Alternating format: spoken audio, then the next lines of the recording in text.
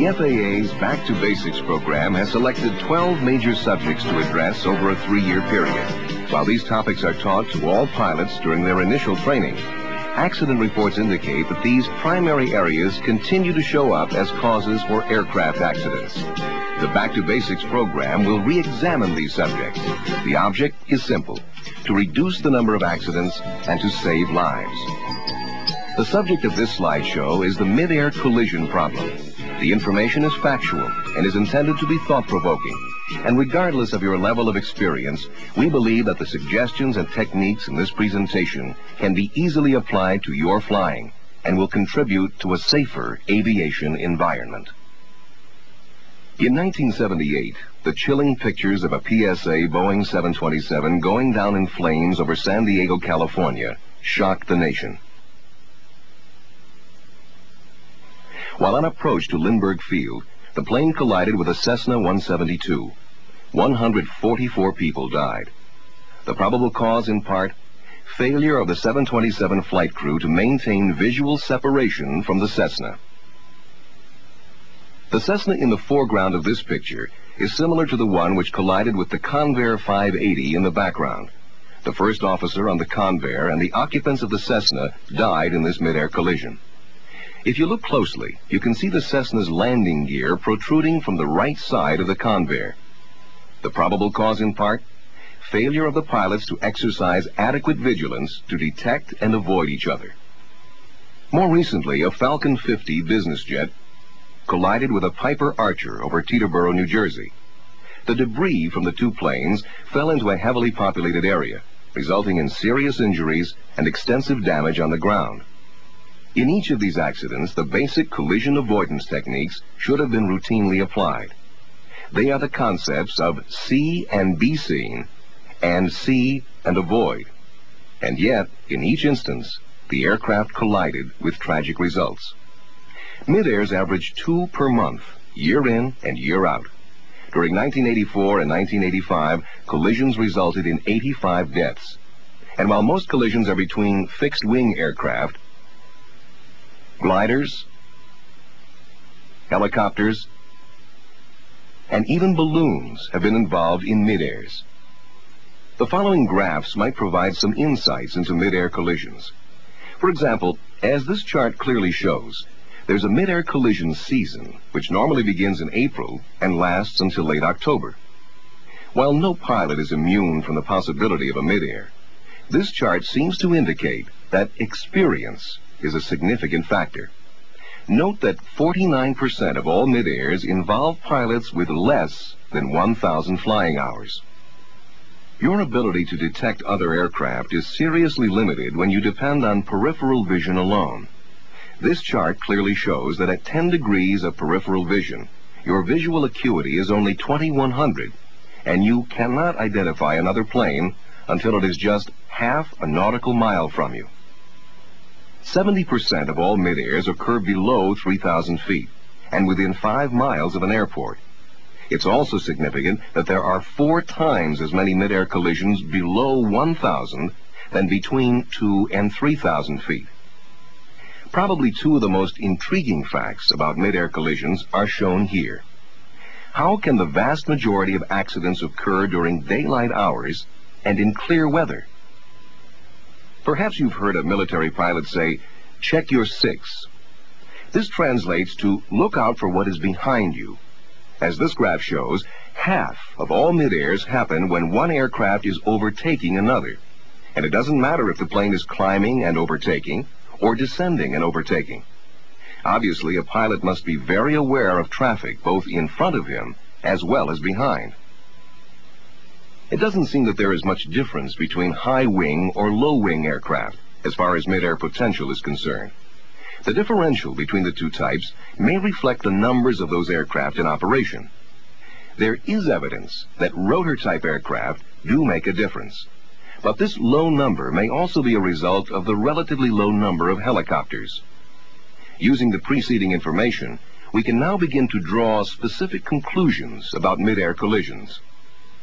The potential for a mid-air is greatest as a pilot departs from or arrives at an airport, when the airplane is under 3,000 feet.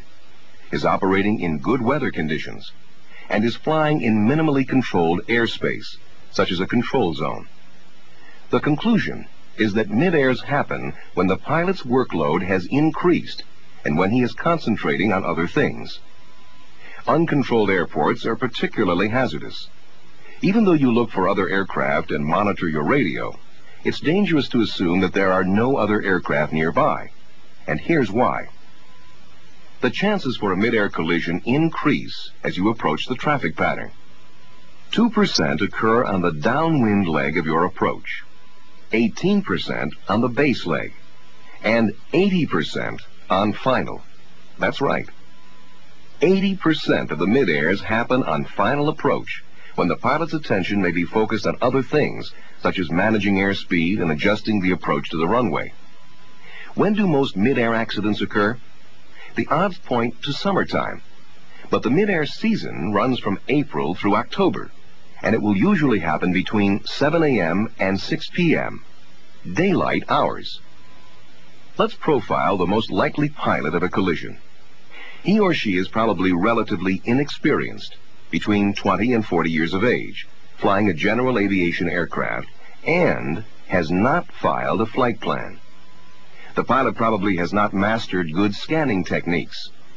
He or she could be a student pilot practicing, but statistics show that experienced pilots who are transitioning to new aircraft are also a high risk. Finally, the chances are high that the mid-air will happen to the pilot who is not flying under the air traffic control system.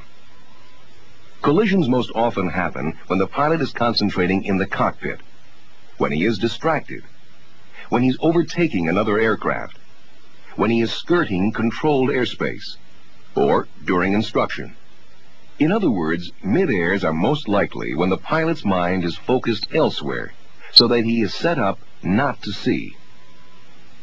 But even if you are looking for traffic, sometimes it is difficult to find. Case in point, camouflaged military aircraft. How many F-4s are there in this picture? If you count 3, you're wrong. There are 5 camouflaged Phantoms hiding in this scene. Even a slow airplane, or one turning onto final, can blend into the background. The following series of slides depicts an actual event. A Gates Learjet Model 35 approaching from the north, and an amateur-built Challenger 2 approaching from the west, collided at the intersection of these two runways. The airplanes were less than 20 feet above the ground. Neither pilot had seen the other, and the result was fatal. Of particular concern is the area adjacent to controlled airspace, such as a restricted area, an ARSA, or a TCA.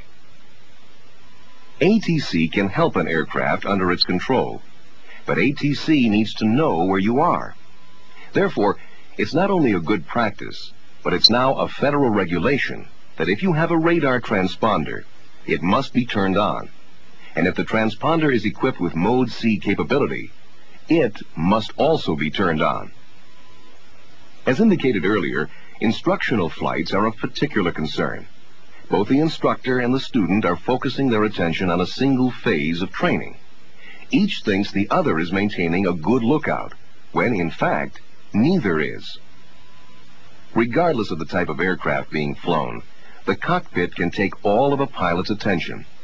Good scanning procedures are vital, no matter how complex the cockpit is. How can mid-air collisions be avoided then? Well, stressing the following points can significantly reduce the number of such accidents. Extra alertness must be stressed in such high-risk areas as controlled airspace, around airports, and also during altitude changes. Also, keep a proper lookout. Even ask passengers to help scan for traffic. Keep your head out of the cockpit. Don't let the controls completely dominate your time. Many pilots have the misconception that operating on an IFR flight plan reduces or even eliminates the need to see and avoid. Don't get caught in this complacency trap. And most importantly, use ATC facilities whenever possible. Let's return to the complacency trap for a moment. ATC might not be aware of a VFR aircraft along your intended route. So even if you are flying on an IFR flight plan, you still have the responsibility to see and avoid. When flying below 10,000 feet during approaches and departures, professional air carrier flight crews are required to limit all conversations to the task at hand, namely, flying the airplane. Now that's a good practice for any pilot, as well as limiting all other distractions when operating in areas of increased risk. So far we've discussed scanning and looking for other aircraft. Operation Lights On is a good way to be seen. Anti-collision or other appropriate exterior lights should be on whenever the engine is running. Landing lights should be on when operating within 10 miles of any airport.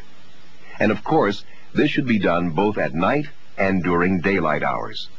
This is equally important in reduced visibility and under special VFR conditions. But again, remember, pilots must develop good scanning habits and learn to keep their heads out of the cockpit. Complacency is to be avoided at all times, and pilots should learn and follow all local and system-wide procedures. By the way, if you don't understand ATC instructions or clearances, ask for clarification, and then do what ATC says. There is a reason you got those instructions or clearances in the first place. Extra precautions are needed when you're not on a flight plan, during altitude changes, or when you're near controlled airspace and airports.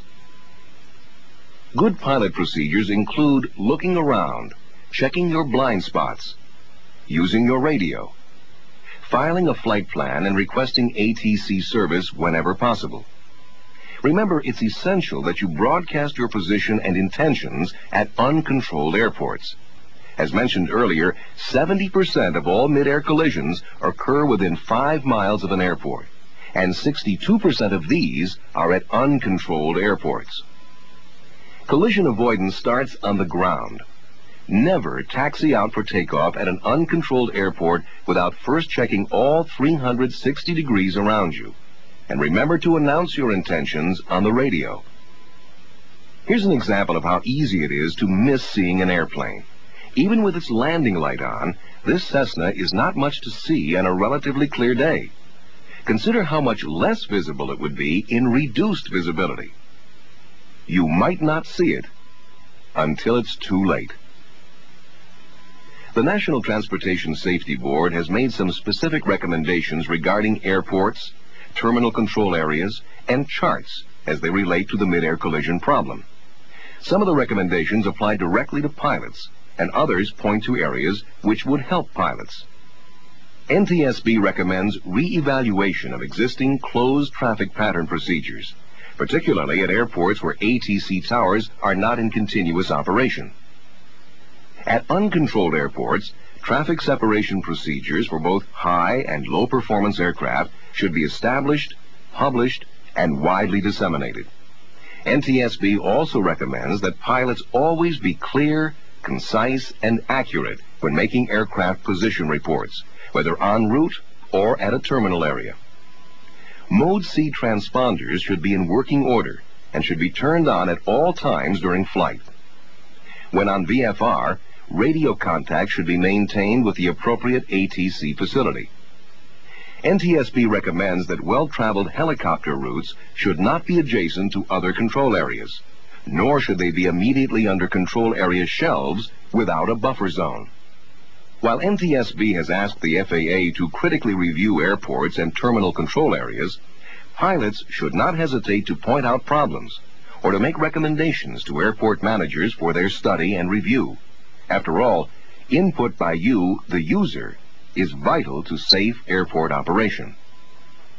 Regarding charts, NTSB also recommends changes in 3 areas. First, that terminal charts should be standardized and simplified to reduce clutter. Second, that terminal data should be improved. And also that charts should provide contact frequencies of ATC facilities to VFR pilots. But no matter how many recommendations are made, the fact remains that it is you, the pilot, who is in the only position to create or avoid a mid-air collision. In summary, here are some key things to remember. Position ambiguity can develop quickly, particularly around uncontrolled airports.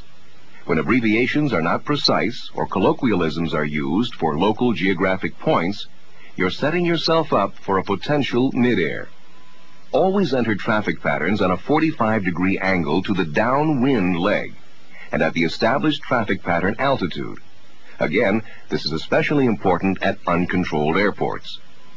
The risk of a collision during flight instruction cannot be ignored. Approximately 52% of all mid-air collisions involve aircraft whose pilots are undergoing instruction. Therefore, flight instructors must develop and use foolproof scanning procedures during instruction. And finally, after all is said and done, the best anti-collision device you have is your eye. We hope that you'll pass along the information in this presentation to other pilots who could not attend this meeting. Thank you for attending this Back to Basics session. This live presentation was produced by the United States Department of Transportation and the Federal Aviation Administration in cooperation with the National Transportation Safety Board. Technical assistance was provided by the FAA Office of Aviation Safety, the FAA Office of Public Affairs, and the FAA Office of Aviation Standards. A special thanks to Mr. R.J. Jones, Western Pacific Region Accident Prevention Specialist, Oakland Flight Standards District Office, for his contributions to this production.